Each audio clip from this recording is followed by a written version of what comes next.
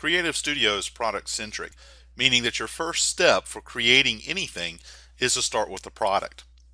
When you first open Creative Studio, the product wizard will automatically appear on the screen. If you're already working within Creative Studio, you can go to the product icon in the upper toolbar. Let's start with the product wizard. Your first step is to select the product. Click on the down arrow to see the categories. Let's go with a coaster. Click Next. Now click the down arrow to see the selection of coasters. You'll notice that these are specific products, and you'll see the product ID is listed with each one. Let's go with the Unisub 5822. Click Next.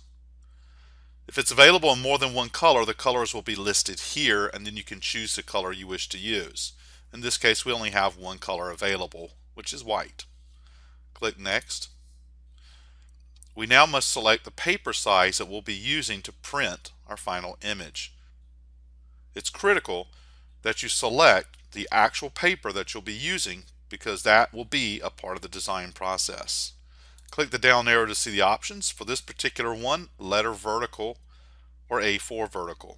We'll choose the letter vertical. Click Start Designer. This brings the template in for the coaster.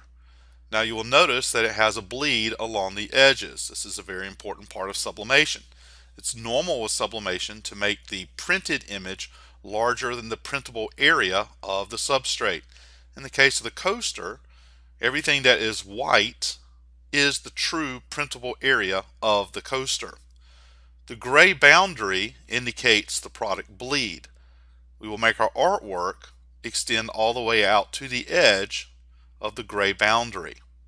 Now that's what we'll print, but when you actually go to press this, only the area that is within the white circle will be printed onto the final coaster.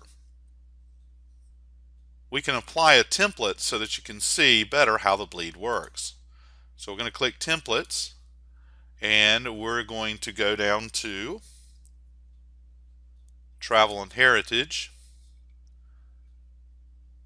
and we'll select the United States of America image.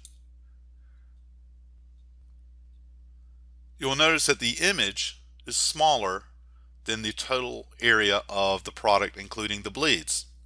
So we will enlarge the image so that it completely covers the product and the bleed areas.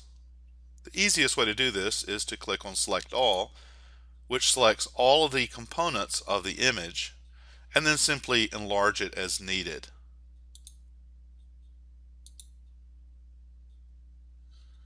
You'll notice that the image now extends all the way into the bleed, but you'll also notice that the edges of the lettering New York extend there too. You can simply select New York and make it smaller so that the letters actually fit inside of the bleed. So when working with your products, make sure that your artwork extends to the outer edge of the bleed, but everything that's critical to the final sublimation should be within the inside of the bleed zone.